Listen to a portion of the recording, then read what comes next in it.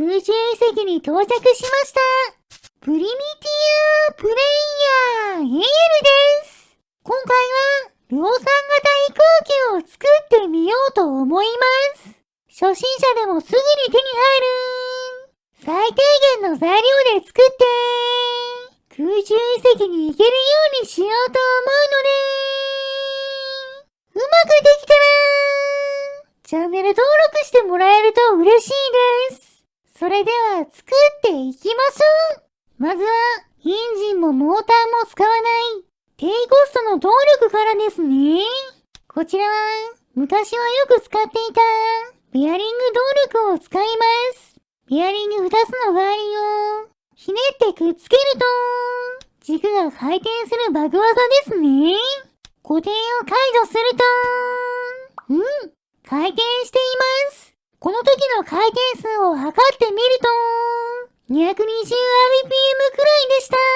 物の付け外しをすると、回転の方向と回転数が変わることもあります。逆回転だと、38rpm まで落ちてますね。せっかくなので、ベアリングのつなぎ方を変えて、回転数を測ってみると、なんと、4000rpm を超えています。自動車のエンジンくらい回ってますね。でも、さすがにここまで速いと、安定性に問題が出てくるのか。物の付け外しをしていると、おっと、吹っ飛んでいってしまいました。今度は、こんな感じで繋いでみるとどうでしょうか。なるほど。回転数は不安定ですが、700rpm くらい出ています。物の付け外しをして、回転方向を変えると、1100rpm くらいまで、回転数が上がりました。これでプロペラを回せたら、かなり速そうですね。しかし、バネに繋がった棒に、付け直してみる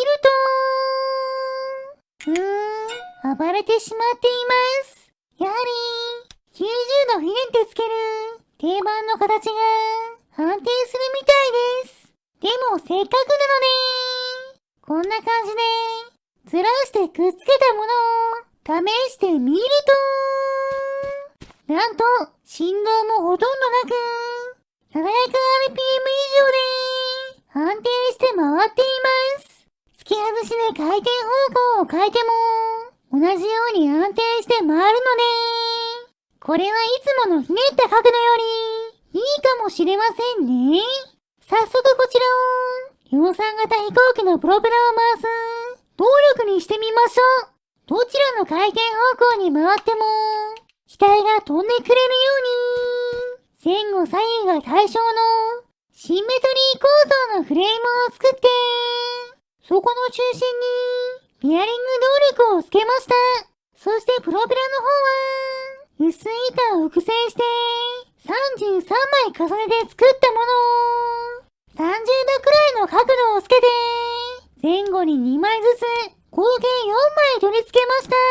早速ベアリング動力の固定を解除して、動かしてみると、ピクリとも動きませんね。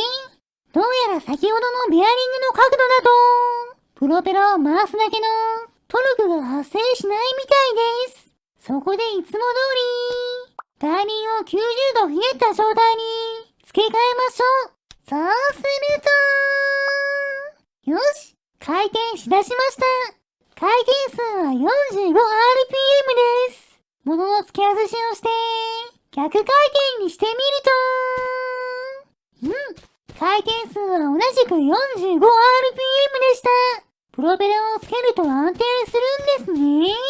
でも、まだパワー不足だと思うので、もっとパワーが上がるように、ベアリング動力を改良しましょう。動力用に使う2つのベアリングの間に1本軸を挟むことで、パワーアップすることができるんですが、手の力だけではうまく組み立てることができないので、黒崎さんが発見した裏技を使いましょう。オブジェクト描画距離小の外側に重心がある超長い物体にベアリングをつけると、オブジェクト描画距離を周囲から勝利して、物体を消したとき、ガーリンだけが地面に落ちます。そのガーリンをひねってくっつけたら、オブジェクト秒画距離を宙に戻すことで、軸が間に1本挟まった強化型ベアリング動力ができました。こちらを先ほど作ったフレームに戻しましょう。早速動かしてみると、さっきより元気よく回っています。回転数を測ってみると、64rpm と、さっきより 20rpm くらい速くなりました。物の付け外しをして、回転方向を変えても、同じ回転数で回っています。これならなんとか飛べるかもしれませんね。とりあえず、このままフレームの固定を解除して、解き放ってみると、なんと、プロペラの推進力で、上空に舞い上がっていきました。これは期待できそうです。早速残りの部分も、作っていきましょう。翼の部分は、薄い草を33枚重ねたものを使います。こちらの中心に目印をつけて、さらに、微妙に上半角をつけるための小さなパーツを用意したら、2枚の翼を左右対称になるように、フレームに取り付けましょう。翼を取り付け終わったら、操縦しやすいように、プロペラの間隔を離して、隙間を作ったら、私が手で持てる操縦桿を、前後それぞれに取り付けました。仕上げに、地面を滑走するためのタイヤを追加したら、とりあえず完成ですね。早速乗って飛んでみましょう。ベアリング動力を固定している草を取り外すと、機体が前に進んで、離陸してくれました。エンジンもモーターも使わず、空を飛ぶこともできるんですね。と言っても、このゲームの初期バージョンで作った飛行機は、このベアリング動力だったので、その改良版といったところでしょうか。速度はそれほど速くないですが、小型軽量で、無限に飛び続けてくれます。しかし、おっと、レーザー砲台の台座に接触して、墜落してしまいました。気を取り直して、もう一度飛びましょう。今度は回転方向が逆になったので、後ろを向いて操縦桿を握り直しましょう。この方向は障害物が少なかったので、順調に進むことができました。そのまま空高くまで飛んでいって、空中遺跡に到着しました。とりあえず、操縦桿を外して、地面と固定したら、早速資源を積み込んで、持って帰れるか試してみましょう。積み込み終わったので、固定を解除して飛んでみると、動き出しは引っかかりましたが、空中遺跡から離れると、ちゃんと飛んでくれました。そのまま進んで、地面にプロペラを当てる感じで、着陸することで、機体の推進力を抑えて、地面と固定することができました。ちゃんと資源の輸送もできるんですね。ちなみに、翼に使う草の枚数を半分にすると、より早く空を飛ぶことができましたが、上昇力は落ちてしまいました。これでは空中遺跡に行けません。草の枚数は多い方がいいみたいですね。ここでせっかくなので、ターゲット用の無人機バージョンも作ってみましょう。私の代わりに、サコケラを操縦席に乗せたら、上昇しやすいように、翼の前後に上に向かうための補助力を取り付けました。さらに、旋回し続けてくれるように、旋回用の補助力も追加すれば、ターゲット用量産型飛行機の完成です。固定を解除して、動かしてみると、しばらく地面を滑走した後、無事に離陸してくれました。機体が軽いおかげか、かなり高くて遠いところまで上昇しています。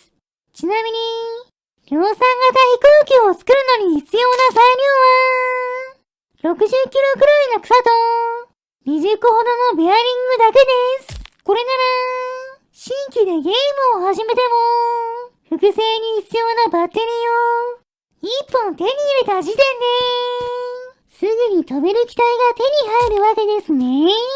そして、ターゲット用の機体を、複数用意することで、同時に空に解き放つこともできます。一機をシミュレーション距離の外まで送り出した後、もう一機も飛ばしてあげましょう。だいたい同じところに飛ばしてあげましたが、再読み込みが入るたびに、回転方向がランダムに変わるので、2機の飛行機は、全然別のところに行ってしまいました。それでは、せっかく飛んでいるので、前回作ったミサイル爆撃機で、飛行中のターゲット用量産型飛行機を撃ってみましょう。果たして当てることはできるんでしょうか。早速見つけたので、ミサイルを撃ちましたが、そう簡単には当たりません。お互いに飛んでいると、相対速度はそれなりにあるので、すぐに逃げられてしまいます。なかなか当たりませんが、ミサイルでの射撃を繰り返している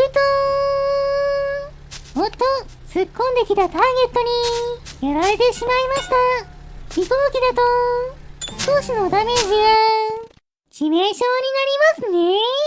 それでも射撃を続けて、ようやく、よし、命中しました。機体は壊れていますが、倒せたのでよしとしましょう。でもせっかくなので、こちらが無傷で倒すところも見れるように、続けて撃っていきます。すると、よし、爆発の範囲にうまく入って、ターゲットを破壊することができました。シューティングゲームみたいで、なかなか楽しかったです。それでは最後は、サコキャラと一緒に、他の島までのフライトを楽しみましょう。サコキャラが邪魔で、操縦席に乗れませんが、なんとか引っかかった状態で、空中を進むことができています。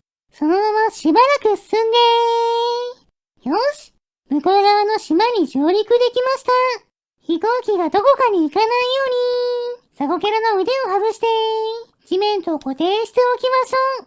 それでは、無事島に着陸することができたので、スライムを捕まえてきて、燃やしてしまいましょう。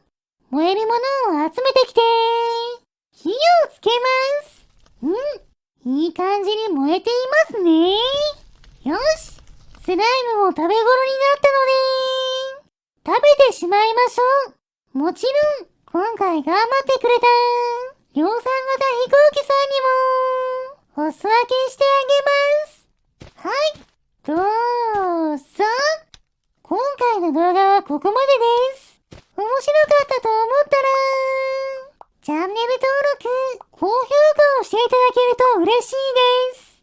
リクエストなど、コメントもお待ちしていますね。それでは皆